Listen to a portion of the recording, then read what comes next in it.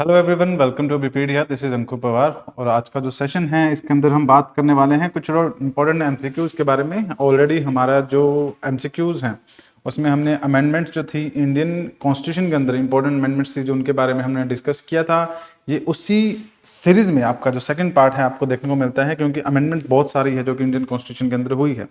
तो उसी में अगर बात करें तो ये आपका सेकंड सेशन है, सेकंड क्लास है, जिसके अंदर हम फिर जो है अमेंडमेंट्स जो हुई हैं उन्हीं के ऊपर जो है बात करने वाले हैं। तो चलिए शुरुआत करते हैं। सबसे पहले बात करें कोर्स के बारे में, तो बीपीडी की तरफ से एसएससी सीजीएल अगर आप एग्जाम की तैयारी कर रहे हैं तो कोर्स जो है वो लॉन्च किया गया है। 4999 के अंदर ये कोर्स अवेलेबल होगा। इस कोर्स में आपको जो भी आपको एग्जाम क्वालिफाई करने के लिए रिक्वायरमेंट है, जैसे कि video lectures, PDF, test series और करंट अफेयर्स, वो सारा कुछ देखने को मिलेगा।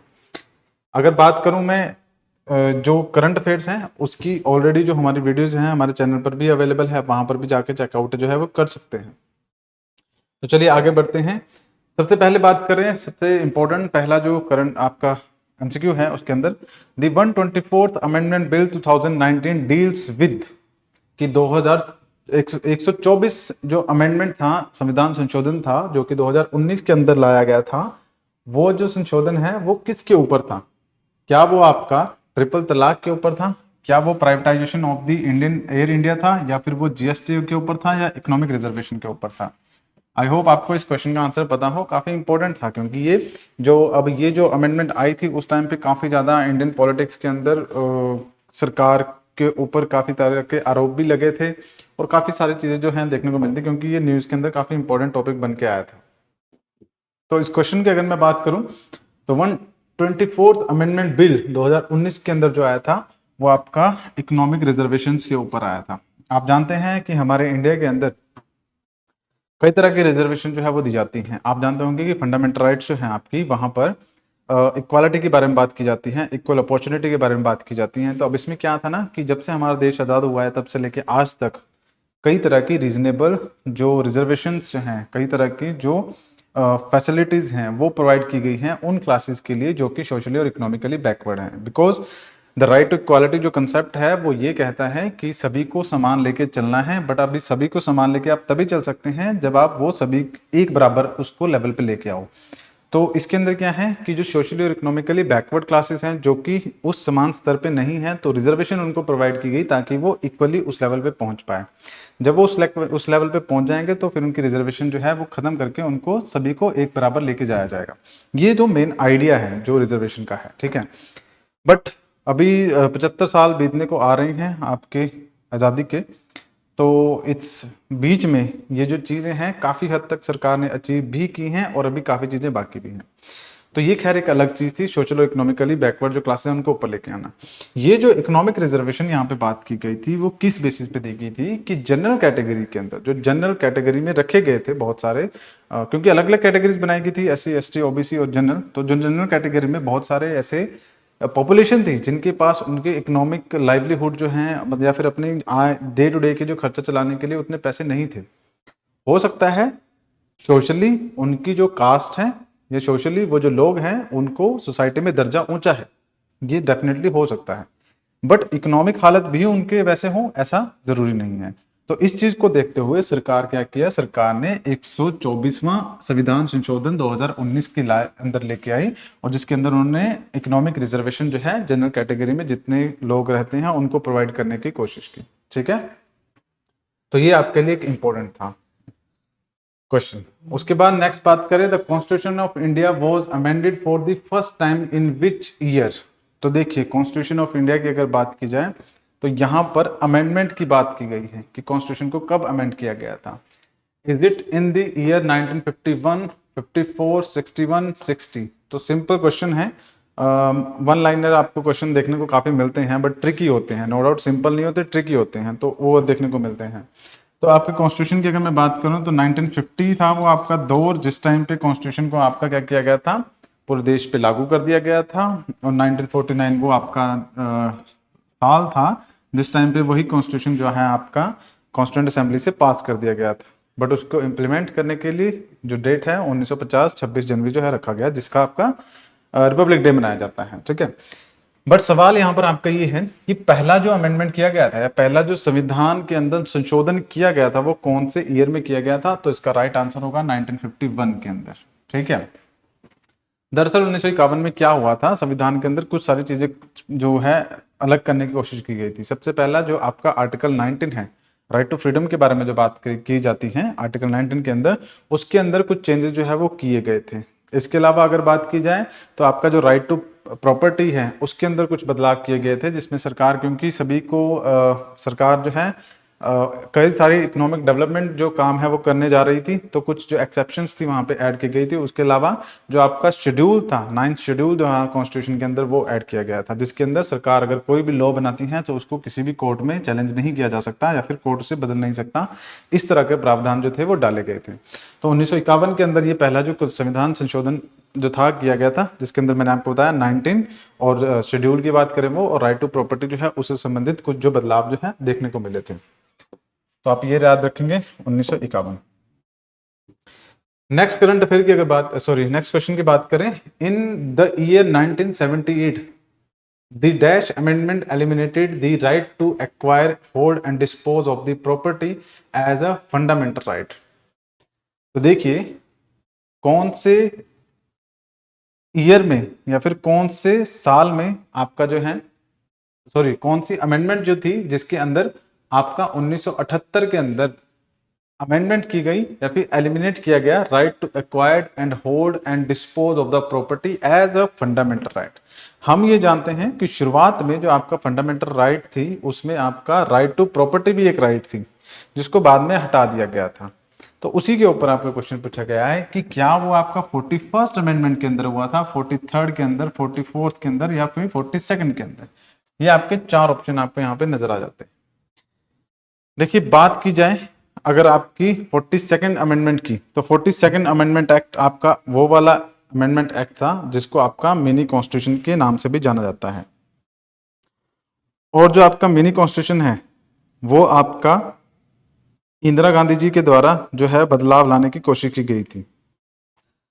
अब ये जो बदलाव है इसके अंदर काफी सारी इंपॉर्टेंट चीजें जो थी वो की गई थी।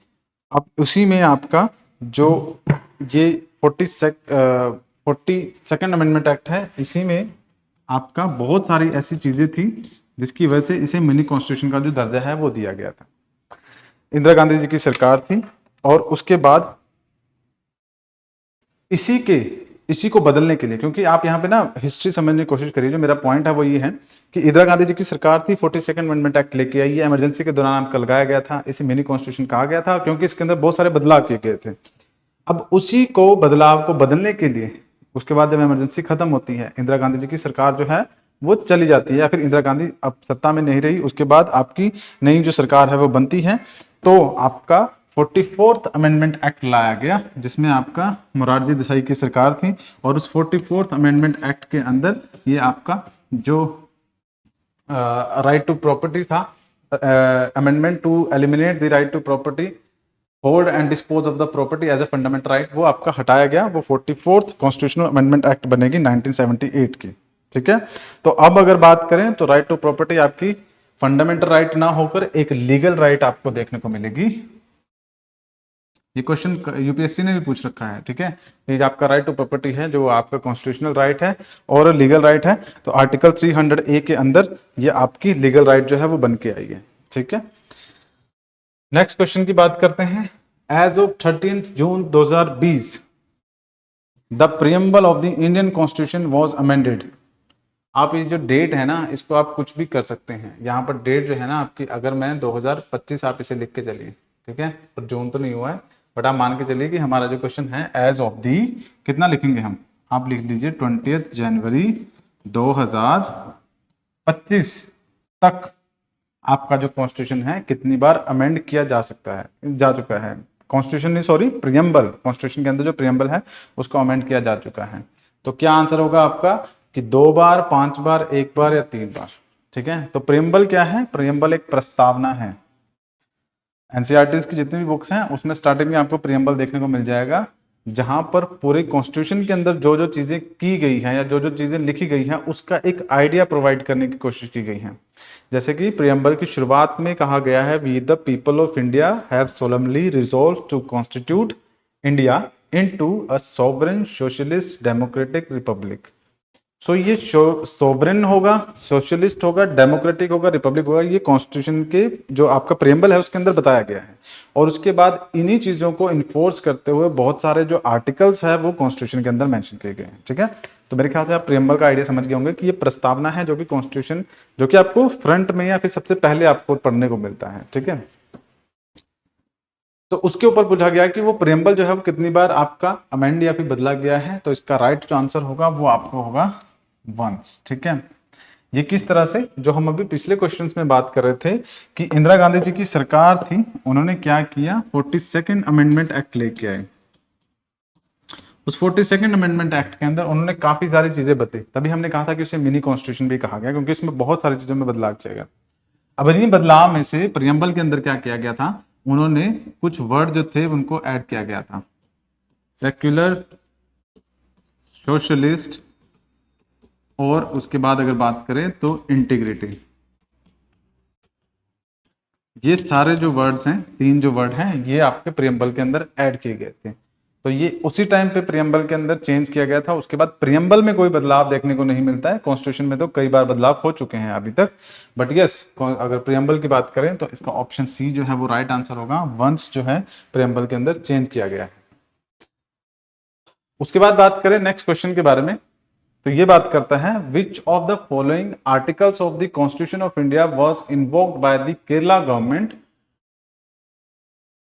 To file a petition against the citizenship amendment act in the supreme court on January 14, 2020। तो देखिए यहां पर क्या है कि केरला की जो गवर्नमेंट है उन्होंने सिटीजनशिप अमेंडमेंट एक्ट जो था उसके खिलाफ जो है एक पिटिशन जो है वो दायर की थी सुप्रीम कोर्ट के अंदर। ठीक है, अब ये जो पिटिशन दायर की, ये कौन से आर्टिकल के अंदर की गई, क्योंकि यहां पर समझने वाली चीज क्या है, सुप्रीम कोर्ट की जुरिडिक्शंस होती हैं। ठीक है, उन जुरिडिक्शंस के अंदर क्या होता है कि अगर मैं देखूं तो कोई भी सेंटर का कोई केस है उसके ऊपर कौन डिसीजन दे सकता है, मतलब सेंटर अगर दिल्ली मतलब केंद्र सरकार है, अगर वो कोई भी ऐसा काम करती है या फिर कोई भी ऐसा एक्ट लॉ लेके आती है जिसके ऊपर कोई भी पर्सन है या फिर स्टेट है उसको ऑब्जेक्शन होता है, तो वो ऑब्जेक्शन रेज करेगा। अब ये केस चलेगा सेंट्रल गवर्नमेंट या फिर सेंट्रल गवर्नमेंट जो केंद्र की सरकार है और स्टेट के बीच में। बट क्या ये कोई हाई कोर्ट इसके ऊपर डिसीजन दे सकता है, क्योंकि केरला की सरकार की अगर बात करें, केरला की सरकार ने अगर पिटिशन फाइल की है तो केरला हाई कोर्ट और सेंट्रल गवर्नमेंट तो इस तरह से नहीं हो सकता, क्योंकि सेंट्रल गवर्नमेंट जो है, जो केरला का हाई कोर्ट है उसका डोमेन जुरिडिक्शन जो है उसके बाहर आपकी सेंट्रल गवर्नमेंट आती है। ठीक है, तो इस वजह से यहां पर सुप्रीम कोर्ट ही है जो आपका किन केसेस में, जहां पर स्टेट वर्सेस स्टेट हो या फिर जहां पर स्टेट वर्सेस आपका सेंटर हो या फिर सेंटर वर्सेस वन या फिर एक से ज्यादा स्टेट हो, उस केस में सिर्फ सुप्रीम कोर्ट के पास ही अपनी ओरिजिनल जुरिडिक्शन जो है वो है, मतलब सिर्फ सुप्रीम कोर्ट ही उन केस की सुनवाई कर सकता है। यहाँ पे क्वेश्चन ये पूछा गया है कि कौन से आर्टिकल का यूज करके केरला की जो सरकार है उन्होंने ये पिटिशन जो फाइल की थी। तो देखिए यहाँ पर आर्टिकल 368 तो नहीं है, 70 नहीं है, 30 नहीं है, तो आर्टिकल 131 है जिसका यूज करते हुए केरला की जो सरकार है उन्होंने ये जो पिटिशन है वो फाइल की थी और केंद्र सरकार के अगेंस्ट जो सिटीजनशिप अमेंडमेंट एक्ट आया था उसके खिलाफ जो है ये केस पिटिशन जो है वो फाइल की गई थी। इससे आगे बात करते हैं, which part was added in the Indian Constitution by the 74th Amendment Act 1992।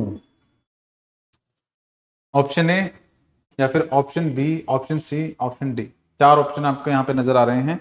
सबसे पहले तो बात करते हैं 74th अमेंडमेंट एक्ट के बारे में और उससे पहले बात करेंगे 73rd अमेंडमेंट एक्ट के बारे में। देखिए 73rd अमेंडमेंट एक्ट की अगर मैं बात करूं, ये आपका पंचायती राज इंस्टीट्यूशंस के ऊपर था, क्योंकि पंचायती राज इंस्टीट्यूशन के बारे में जो बात है जब से देश आजाद हुआ था उस टाइम से चल रही है। डीपीएसपी की अगर मैं बात करूं, directive principle of the state policy, even in DPSP it is mention कि जो पावर है उसको डिवाइड किया जाना चाहिए। गांधीयन प्रिंसिपल्स के अंदर हम बात करते हैं कि पंचायती राज इंस्टीट्यूशन को डेवलप करना चाहिए। ये सब चर्चाएं उसके अंदर की गई है। बट पंचायती राज इंस्टीट्यूशंस की अगर बात करें तो उसकी हिस्ट्री बहुत लंबी है। मतलब बहुत सारी सरकारों ने कोशिश की थी कि हम पंचायती राज इंस्टीट्यूशन जो हैं उनको इस्टेब्लिश करें, बट वो हो नहीं पाया। यस, आपका 1992 के अंदर, 1991 के अंदर आपके ये जो पंचायती राज इंस्टीट्यूशन है या फिर म्यूनसिपैलिटीज जो है, इनसे संबंधित जो है उसको कॉन्स्टिट्यूशन में ऐड किया गया। तो उसी को आपका 73rd कॉन्स्टिट्यूशनल अमेंडमेंट एक्ट, और म्यूनसिपैलिटीज की अगर बात करें तो 74th कॉन्स्टिट्यूशनल अमेंडमेंट एक्ट जो है वो बोला गया और उसको कॉन्स्टिट्यूशन के अंदर ऐड किया गया। ठीक है, तो यहाँ पर आपको चीजें क्लियर होगी कि 73rd and 74th constitutional amendment act में बात क्या हुई थी। ठीक है, एक था आपका पंचायती राज इंस्टीट्यूशन 73rd, और 74th जो था आपका वो म्यूनसिपैलिटीज और अर्बन लोकल बॉडीज के ऊपर संविधान के अंदर प्रावधान जो है लेके आया गया था। अब यहाँ पे क्वेश्चन जो पूछा जा रहा है वो ये कि कौन सा पार्ट ऐड किया गया था, तो आपका जो राइट आंसर होगा वो आपका ऑप्शन ए होगा, जहां पर आपका जो है न्यू पार्ट ऐड किया गया था, जिसके बाद उसको कॉन्स्टिट्यूशनल एक दर्जा जो था वो मिल गया था। ठीक है, नेक्स्ट क्वेश्चन की बात करते हैं। Which constitutional amendment act introduce anti defection provision in the constitution. तो एंटी डिफेक्शन प्रोविजंस के बारे में बात करेंगे। एंटी डिफेक्शन प्रोविजन एक्चुअली में है क्या? देखिए, संविधान के अंदर हमारे जितने भी एमपीज एमएलएज इलेक्ट होते हैं वो आपका क्या होता है कि डायरेक्टली आपके इलेक्शन होते हैं। मान लीजिए आप के एरिया से कोई एमपी जो है इलेक्ट होके आया, तो वो जो एमपी इलेक्ट होके आया वो कांग्रेस पार्टी से इलेक्ट होके आया, बाद में वो जीत जाने के बाद अपना क्या करता है, पार्टी बदल लेता है। ठीक है, तो उस केस में उसके ऊपर एंटी डिफेक्शन लॉ जो है उसके अंतर्गत कार्रवाई की जाएगी, या फिर उसे जो भी है आगे प्रोसीजर जो है फॉलो किया जाएगा। अब इसको कंसेप्ट को समझने के लिए थोड़ा सा ना और ब्रॉड में जाना पड़ेगा, हिस्ट्री में जाना पड़ेगा। वो क्या है कि इसका राइट आंसर की अगर मैं बात करूं तो आपका 52nd कॉन्स्टिट्यूशनल अमेंडमेंट एक्ट होगा। इससे पहले क्या था कि 57 कॉन्स्टिट्यूशनल अमेंडमेंट एक्ट जब आपका आया था, उससे पहले 1985 की बात कर रहे हैं, उससे पहले की अगर हम बात करें तो उससे पहले बहुत सारे ऐसी पॉलिटिकल पार्टीज थी जिन्हें इस समस्या से गुजरना पड़ता था कि उनके जो एमपीज एमएलए जो हैं वो इलेक्शन में इलेक्ट होके, मान लीजिए बीजेपी से आ गए, तो बीजेपी से इलेक्ट होके बहुत सारे एमपीज आ गए, वो जीत गए, बट सरकार नहीं बना पाते थे क्योंकि उतना नंबर वो अचीव नहीं कर पाए। तो सरकार नहीं बना पाने के केस में क्या होता था, वो कांग्रेस में जाकर मिल जाते थे, क्योंकि कांग्रेस में जाएंगे तो उनको कोई भी मिनिस्टरशिप मिल जाएगी या फिर उनको कुछ ना कुछ फायदा होगा, जिसकी वजह से वो अपनी पार्टी बदल लेते थे। अब इसमें प्रॉब्लम क्या है ना कि हमारा एक लोकतंत्र है, डेमोक्रेसी है, तो जितने भी बीजेपी की एमपी एमएलए जो जीत के आए थे वहां पर लोगों ने उनको वोट सिर्फ इसीलिए दी थी क्योंकि वो बीजेपी पार्टी से संबंधित थे। ठीक है, अब रीजंस कुछ भी हो सकते हैं अलग अलग, बट यस इतना क्लियर है कि बीजेपी के एमपी को अगर वोट देके वो जीत के आया तो वो सभी वोटर्स जिन्होंने उस कैंडिडेट को वोट देके जिताया है, वो अगर बाद में पार्टी बदल लेता है तो ये एक सही चीज नहीं है, अनडेमोक्रेटिक हो जाता है। तो इस चीज से निपटने के लिए आपका 52nd अमेंडमेंट एक्ट 1985 के अंदर लेके आया गया, जिसके अंदर ये कहा गया कि अगर कोई भी एमपी अपनी पार्टी बदलता है उस केस में उसको एंटी डिफेक्शन लॉ के अंदर जो है एमपी की पोस्ट से हटा दिया जाएगा या फिर एमएलए की पोस्ट से हटा दिया जाएगा। ये जो चीज है, आप रिसेंट अगर इंसिडेंट्स की मैं बात करूं तो हिमाचल की लेजिस्लेटिव असेंबली में आपको ये देखने को मिला होगा, न्यूज में अगर आपने पढ़ा होगा, वहां पर आपके 6-7 जो एमएलए थे उन्होंने पार्टी बदल दी, जिसकी वजह से उनको एंटी डिफेक्शन लॉ के अंतर्गत बाहर निकाल दिया गया। उसके बाद वहां पर दोबारा इलेक्शन होते हैं, कुछ उनमें से जीत के आए हैं, कुछ नहीं भी आए हैं। ठीक है, तो खैर वैसे ये 52nd अमेंडमेंट एक्ट की अगर मैं बात करूं तो ये काफी बड़ा है, हम पूरा डिस्कस यहाँ पे नहीं कर सकते, बट मैंने आपको आइडिया जो है वो दे दिया। अगर तो कोई भी पर्सन अपनी खुद ही पोस्ट छोड़ दे तो वो रिजाइन हो जाएगा, अगर कोई डेड हो जाता है तो मर गया है एमपी। बट एंटी डिफेक्शन कहता है कि अगर आप इस तरह से पार्टीज जो है बदल लेते हैं तो इस एंटी डिफेक्शन लॉ के अंदर आपको हटा दिया जाएगा। नेक्स्ट बात करते हैं, which amendment limited the size of the council of minister to the 15% of the total size of the house. देखिए क्वेश्चन है आपका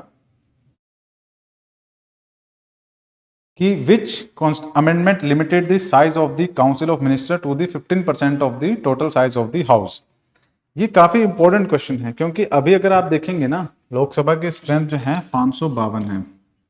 ठीक है, 552 स्ट्रेंथ टोटल लोकसभा की है अब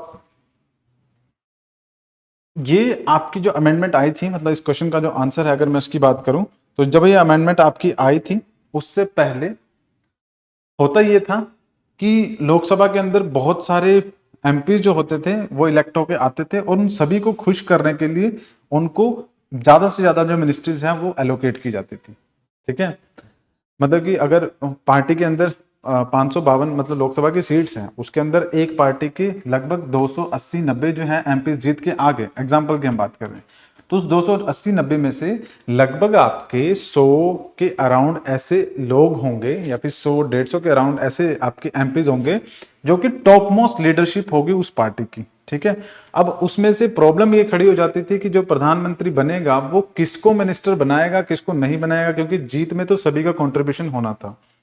हाँ, ये बात जरूर है कि जो नए नए एमपी से आप उनको नहीं बनाओगे, ये तो अंडरस्टैंडेबल है, बट वो जो पुराने लोग हैं लगभग 100 से ऊपर के पुराने हैं, 150 जो हैं वो पुराने लोग हैं, तो आपको उनको कुछ ना कुछ जो है खुश करने के लिए कोई ना कोई मिनिस्टरशिप या फिर कोई ना कोई पोर्टफोलियोज देना पड़ता था। इसकी वजह से प्रॉब्लम क्या होती थी, सरकार का एक्सेसिव खर्चा होता था, और इस समस्या से निपटने के लिए क्या किया गया, आपका 91st कॉन्स्टिट्यूशनल अमेंडमेंट एक्ट लेके आया गया। इस 91st कॉन्स्टिट्यूशनल अमेंडमेंट एक्ट के अंदर ये कहा गया कि जो लोकसभा है ना उसकी जो टोटल स्ट्रेंथ है उसका 15% जो है उससे ज्यादा आप जो है मिनिस्टर्स जो हैं वो काउंसिल ऑफ मिनिस्टर में नहीं डाल सकते। तो मतलब लोकसभा की जो टोटल स्ट्रेंथ है 552 की हम बात करें 552 की, तो उसमें से 15% जो उसका बनेगा, जो भी आपका बनेगा 80-90 की इसके आसपास, उतने ही number of council of minister सरकार में हो सकते हैं, उससे ज्यादा नहीं होंगे। आप लोगों को मतलब एमपी को खुश करने के लिए हर किसी को एमपी या फिर पोर्टफोलियोज नहीं दे सकते, 15% तक आप दे सकते हो, उससे ज्यादा आप नहीं कर सकते। ठीक है, तो इस वजह से ये आपका जो 91st कॉन्स्टिट्यूशनल अमेंडमेंट एक्ट था उसमें ये बदलाव जो है किया गया है। ठीक है, ये काफी इंपॉर्टेंट है। सो आई होप आपको यहाँ तक जो क्वेश्चन है वो समझ में आए होंगे। तो शुरुआत में जैसा हमने जिक्र किया था कि अगर आप हमारा कोर्सेज जो है उसे अवेल करना चाहते हैं तो आप क्या कर सकते हैं, हमारी वेबसाइट विजिट कर सकते हैं जो कि abipedia.abhimanyu.com के नाम से मिल जाएगी। यहाँ पे चूज एग्जाम पे जैसे आप क्लिक करेंगे तो यहाँ पर बहुत सारा ऑप्शन आपको नजर आ जाएगा। यहाँ पे आपके एसएससी सीजीएल का सेक्शन नजर आएगा, उस पर अगर आप क्लिक करेंगे तो ये जो नेक्स्ट पेज खुलेगा यहाँ पर आपको हमारे कोर्सेज जो है वो नजर आ जाएंगे। कोर्सेज में आपको ऑल इंक्लूसिव सब्सक्रिप्शन वाले कोर्सेज भी नजर आ जाएंगे, वीडियो कोर्स भी आएंगे और टेस्ट कोर्सेज या फिर अभिपीडिया माइक्रो कोर्सेज भी देखने को मिलेंगे। यहाँ पे इंपॉर्टेंट चीज क्या है कि अभिपीडिया माइक्रो कोर्सेज जो हैं वो आपके एग्जाम में काफी ज्यादा आपकी हेल्प कर सकते हैं। क्यों कि अगर कोई भी टॉपिक है, अगर आप प्रीवियसली काफी अटेम्प्ट दे चुके हैं, उस केस में अगर आप न्यू हैं तो उस केस में भी आपको अगर लगता है कि कोई टॉपिक है जो मेरा वीक है, उसको स्पेशल अटेंशन की रिक्वायरमेंट है, तो जैसे आप देख सकते हैं यहाँ पे माइक्रो कोर्स लॉन्च किया गया है। हिस्ट्री की अगर बात करें तो 180 के अंदर आप ये कोर्स जो है वो परचेज कर सकते हैं। स्पोर्ट्स की बात करें तो 326 के अंदर बात करें, पर्सनल न्यूज 393, और इसी तरह से geometry classification, filling the blanks, ये सारे कोर्सेज जो है सेपरेटली आपके इंट्रोड्यूस किए गए हैं। तो आप इनको इंडिविजुअली भी बाय कर सकते हैं, और अगर किसी तरह का कोई डाउट है तो आप ज़रूर कमेंट सेक्शन में पूछ सकते हैं, डिस्क्रिप्शन में आपको लिंक भी मिल जाएंगे। चैनल पे नए हैं तो चैनल को जरूर सब्सक्राइब कीजिएगा, बेल आइकन प्रेस कीजिएगा, क्योंकि जो नई नई अपडेट्स हैं आपको यही चैनल पे देखने को मिल जाएंगी। अपने जो फ्रेंड्स हैं उनके साथ भी शेयर कीजिएगा ताकि उनको भी इससे कुछ बेनिफिट हो सके। अगली बार मिलेंगे नए सेशन में, तब तक के लिए आप लोगों का धन्यवाद।